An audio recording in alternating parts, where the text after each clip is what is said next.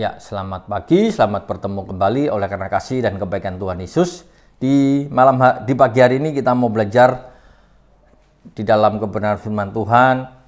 Sebelumnya kita mau berdoa terlebih dahulu. Bapa kami dalam surga, di dalam nama Tuhan Yesus kami mengucap syukur buat segala kebaikan dan pertolongan yang Tuhan berikan di dalam kehidupan kami, sehingga kami boleh memperoleh kekuatan yang daripada Tuhan di dalam kami mengiring Engkau.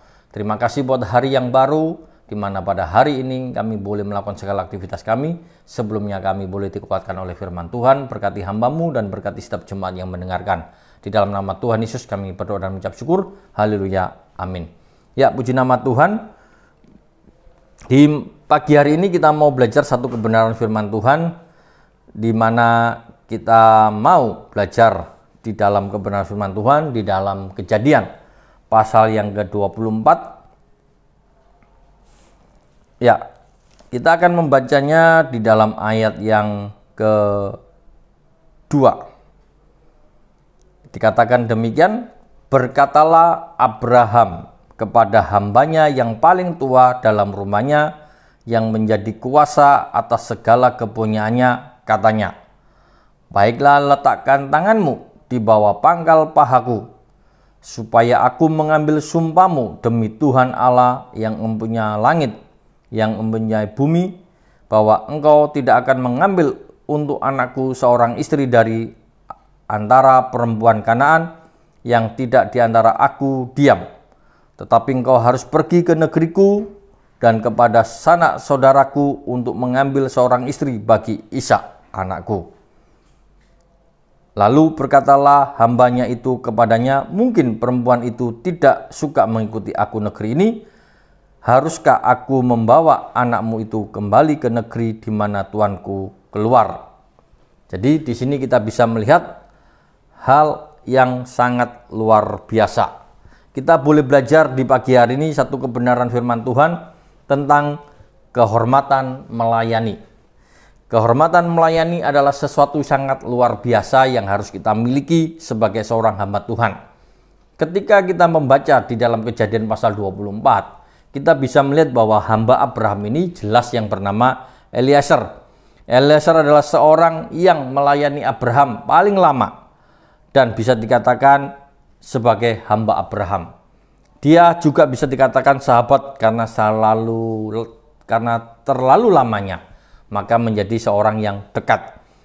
Di sini kita bisa melihat hal yang sangat luar biasa, di mana ketika Abraham sudah lanjut usia dan dia sudah diberkati oleh Tuhan dalam segala hal, dia mengingat adanya tugas sebagai seorang ayah untuk menjodohkan anaknya. Di mana kita tahu peristiwa ini, peristiwa di mana Abraham telah ditinggal oleh istrinya Sarah.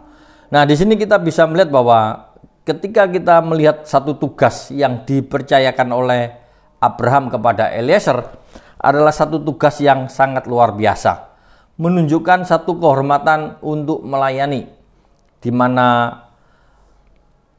ada hal yang harus dilakukan oleh Eliezer, mencarikan jodoh dari hal yang harus dilakukan. Kalau kita membaca dalam ayat yang kedua sampai ayat yang keempat itu adalah tugas yang harus dilakukan oleh Eliezer dengan bersumpah.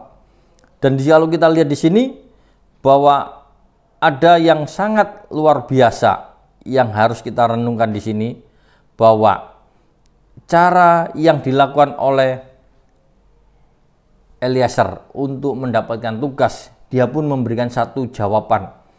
Ketika nanti dia menjalankan tugas dan tugasnya itu nanti tidak sesuai dengan dimaui oleh tuannya, bagaimana?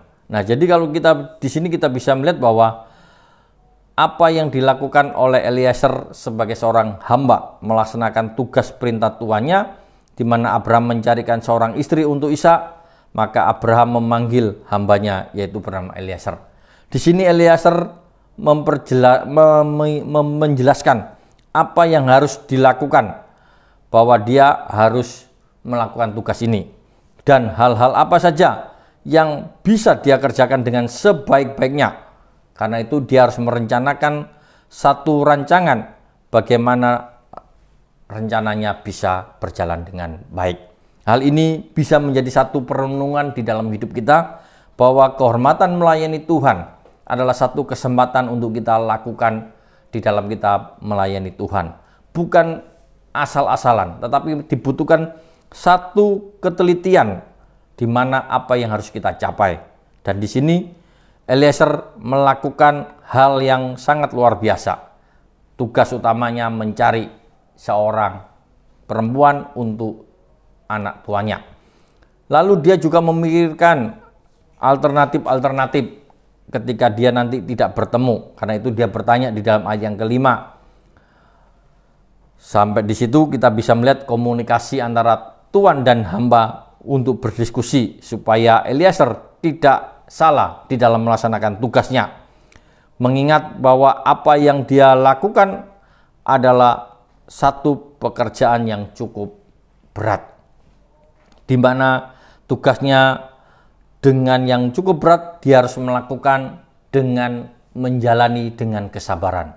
Seringkali kita ini mau melayani Tuhan tidak sabar. Kadang-kadang kita ingin mendapat kehormatan di dalam melayani, kita tidak sabar di dalam menjalankan tugas yang Tuhan percayakan. Nah, di sini kita bisa melihat tugas yang dilakukan oleh Eliezer. Dia menjalani dengan kesabaran, dia bersyukur, dan dia bisa menyelesaikan tugasnya dengan baik. Satu kehormatan ketika dia menjalankan tugas yang dipercayakan Abraham di dalam hidupnya untuk menjalankan tugas ini, sehingga rencananya apa yang menjadi keinginan Abraham tercapai. Karena disinilah kita bisa melihat bahwa bimbingan Allah ada di dalam hidup Eliezer. Dan kita bisa melihat bahwa Eliezer menjalankan tugasnya dengan sebagai hamba dengan maksimal dan menyelesaikan pekerjaannya dengan baik. Ketika dia pulang membawa Ribka kepada Ishak adalah satu tugas yang berhasil. Tugas yang nyata diselesaikan dengan baik. Dan di sini kita bisa melihat pekerjaan yang tidak mudah yang dia harus kerjakan. Mencari orang pada zaman itu adalah sesuatu yang sangat rumit, di mana situasi kondisinya tidak seperti kita sekarang. Kalau kita cari orang, tinggal aja ketik di Facebook atau di medsos, nama itu sudah akan muncul nama-nama yang kita cari.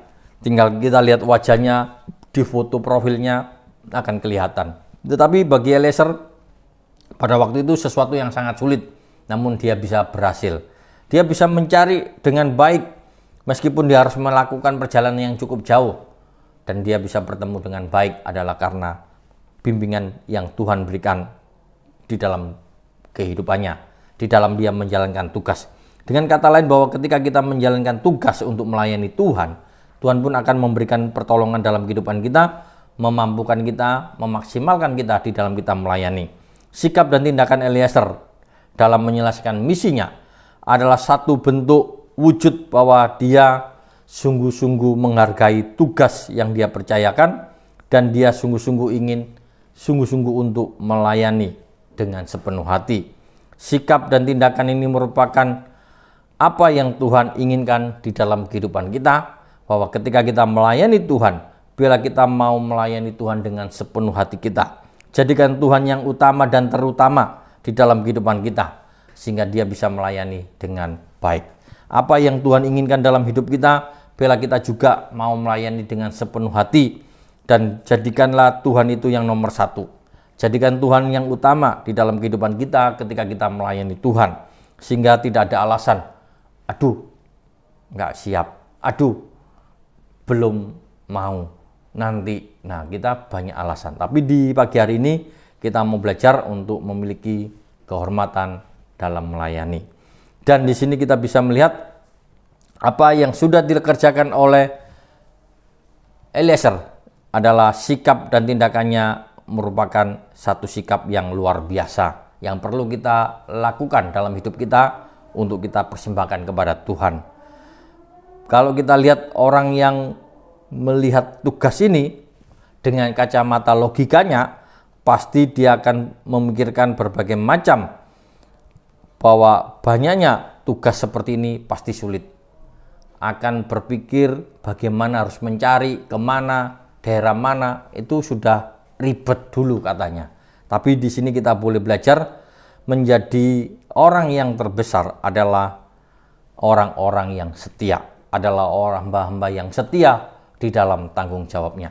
Sehingga apa yang tertulis di dalam Markus pasal yang ke-10, saya akan membacakan Markus pasal 10 ayat yang ke-44. Ini juga yang ditekankan untuk menjadi orang-orang yang besar adalah seperti ini. Markus pasal yang ke-10 ayat 44 dikatakan demikian, dan barang siapa ingin menjadi yang terkemuka di antara kamu, hendaklah ia menjadi hamba untuk semuanya. Karena Anak Manusia juga datang bukan untuk dilayani, melainkan untuk melayani dan untuk memberikan nyawanya menjadi tebusan bagi banyak orang. Satu pesan yang perlu kita renungkan, kehormatan melayani adalah satu kebanggaan yang harus kita kerjakan dalam kehidupan kita. Bagi kita yang sudah mulai putus asa di dalam melayani Tuhan, kita diingatkan untuk melayani kembali. Bagi kita yang belum melayani, biarlah kita mempersiapkan diri kita secara maksimal untuk menyiapkan hati untuk kita melayani Tuhan. Satu kehormatan yang luar biasa di dalam kita melayani. Apapun yang Tuhan percayakan, kita mau kerjakan dengan sepenuh hati, karena itu adalah satu kehormatan di dalam melayani Tuhan. Amin firman Tuhan, kita berdoa. Bapa kami di dalam surga, dalam nama Tuhan Yesus kami mengucap syukur buat segala kebaikan dan pertolongan yang Tuhan berikan dalam hidup kami, bahwa Tuhan tidak pernah meninggalkan kami, dan satu kesempatan yang Tuhan berikan kepada kami untuk kami melayani Engkau Tuhan. Tuhan memberkati setiap anak-anak Tuhan yang mendengarkan firman Tuhan pada pagi hari ini. Tuhan memberkati sepanjang hari ini Tuhan, di dalam segala aktivitas kami, apapun yang kami kerjakan, apapun yang kami perbuat, biarlah Tuhan memberikan kemenangan, keberhasilan, kesuksesan di dalam kami menjalani hari-hari kami, di mana Tuhan memberikan kekuatan dan memberikan semangat, sehingga kami boleh terus mempermuliakan nama Tuhan. Di dalam nama Tuhan Yesus kami berdoa dan mengucap syukur. Haleluya. Amin.